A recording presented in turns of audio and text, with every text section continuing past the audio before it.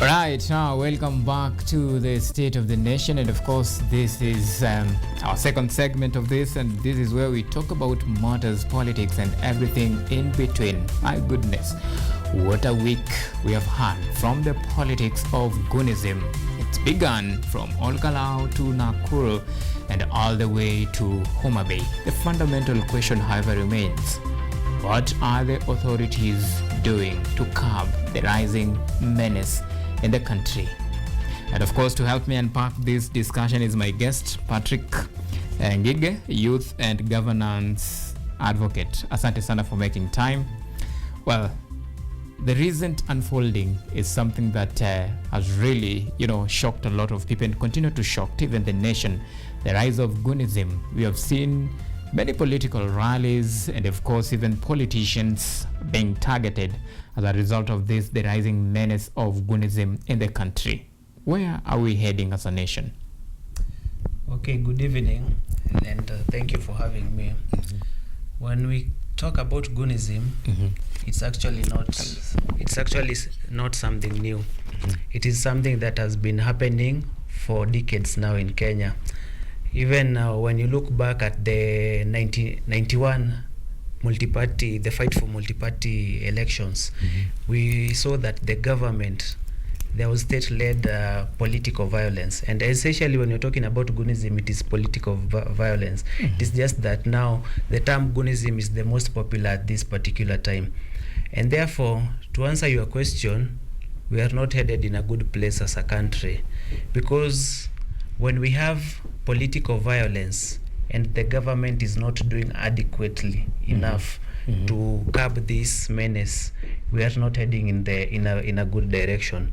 Because looking back to the 2007-2008 elections, we had the post-election violence, and this was because the government did not put enough measures in place to prevent the violence from spilling over. Mm-hmm. And therefore, even headed into the 2027 elections, if the government does not put enough measures, mm-hmm. we are headed into a post-election violence. All right. And this is what they say, a recipe for chaos. And we have a very good example that you can learn from. A nation that has been rocked with turmoil, political instability. I'm talking about Haiti. It began just the way we are doing in this case in Kenya. Gangs, politician deploying gangs, of course, as a sort of protection, and it morphosized from now being just the political goons all the way now to a country led and ruled by gangsters. Do you think, if you're not careful, maybe Kenya might follow the Haiti route? Yeah.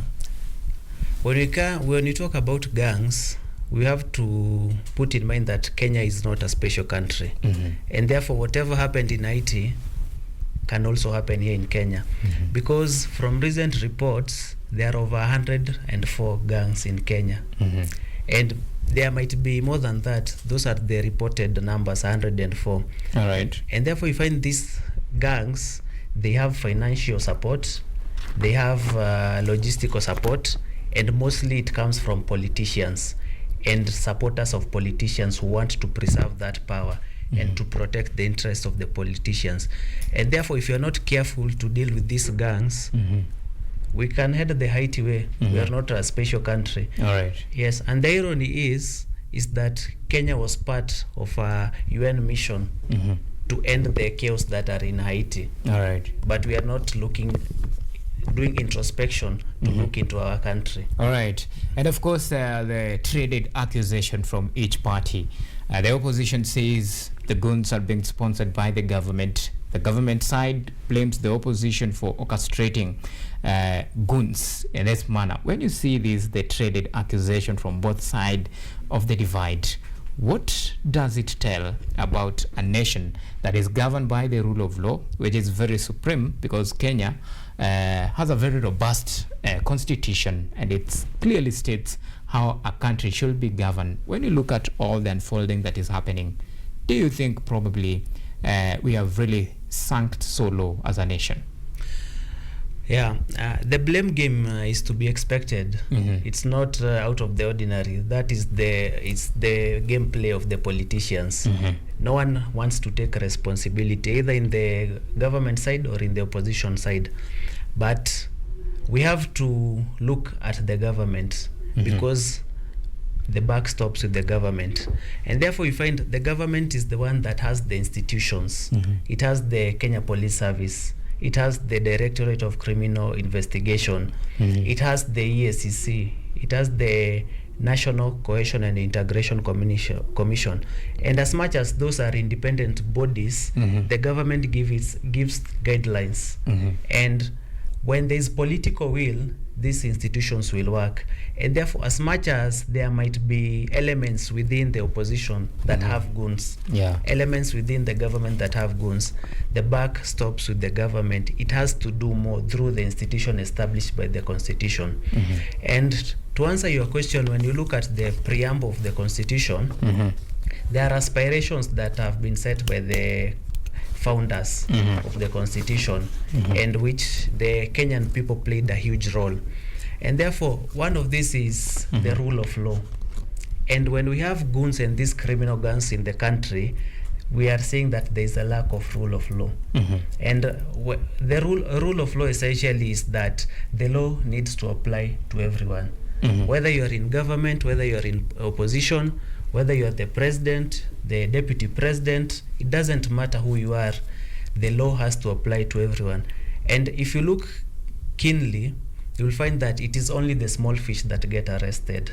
They are the ones who are taken to court, and at the end of the day, they get jailed. All right. But these big fish who do the financial, the logistical support, they are nowhere to be seen. All right. And talking about, the arrest, and this talks about the drawn-out nature of proceedings when it comes now to prosecuting the perpetrators of this heinous act.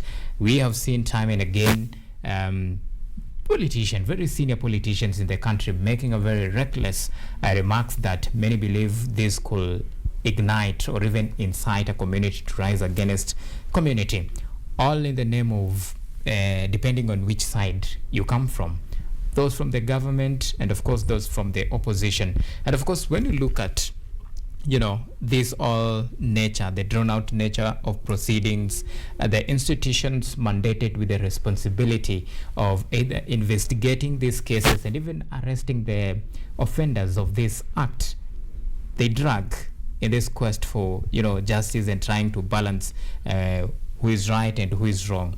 Does it really send some sort of fears to you as an ordinary Kenyan? Do you feel safe when the basic fundamental aspects of for example, Article 26 that talks about freedom to life. We have Article 40 which talks about freedom from protection of property.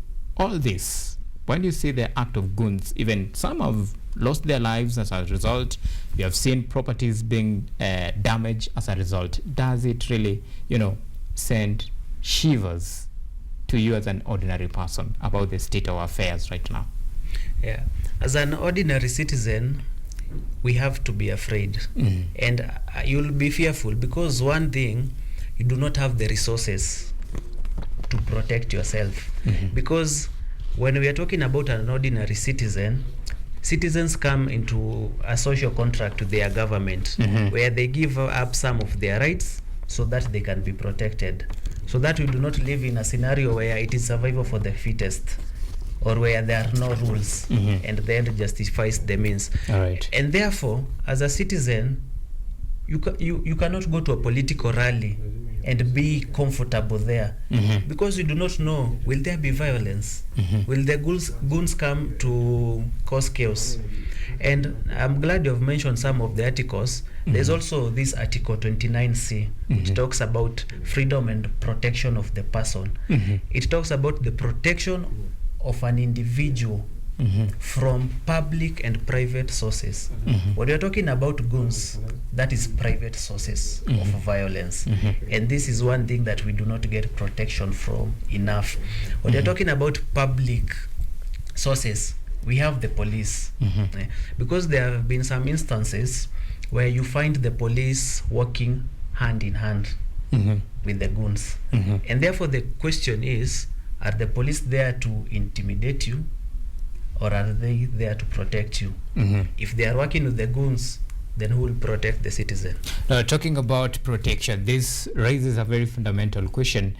We have seen time and again our head of state, President William Ruto, and even the Interior Cabinet Secretary Kipchumba Murkomen, issuing a very stern warning to goons and even their financiers, the perpetrators, that if caught, of course, they'll face the full force of the law.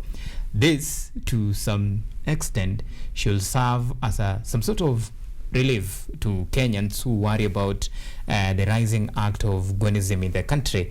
But it is like, we are coming from one act to another, and it keep on going. Who knows what next?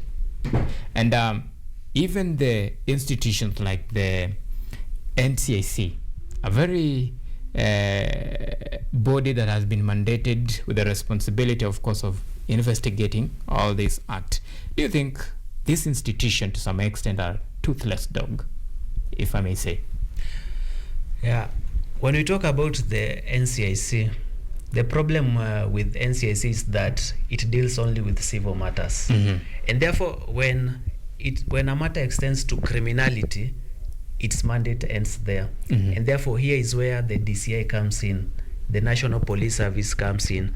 And therefore, you have talked about the president, the cabinet secretary, saying that we will deal with goons to the full extent of the law. But words alone cannot work.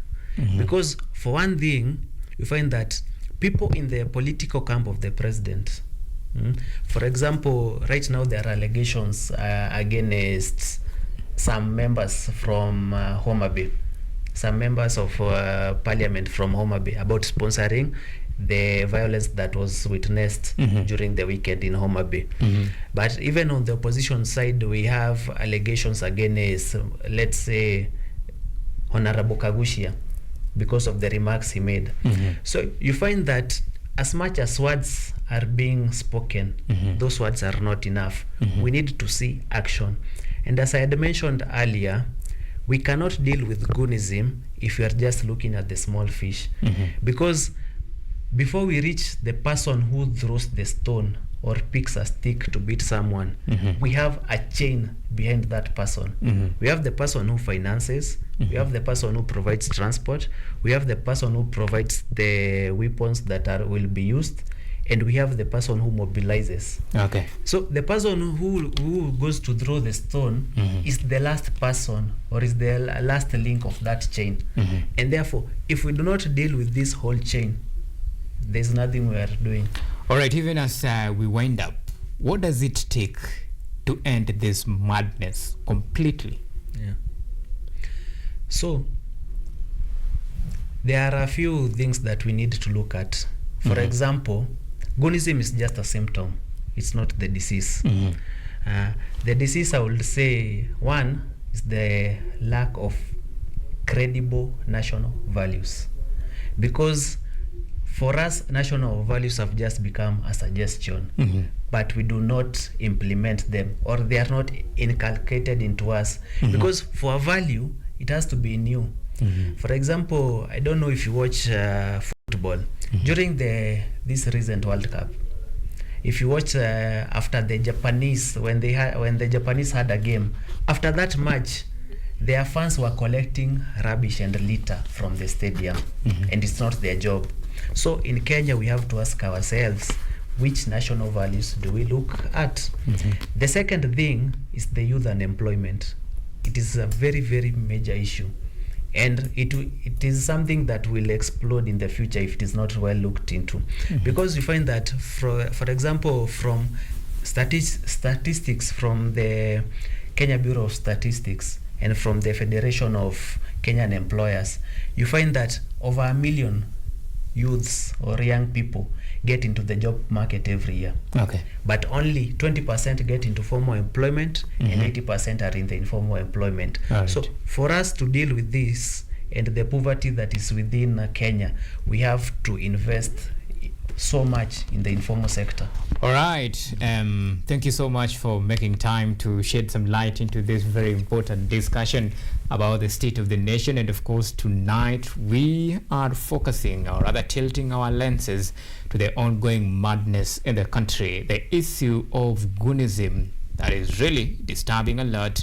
And it is a disturbance that the government itself, as things stand, it's fair to say, has failed to address this particular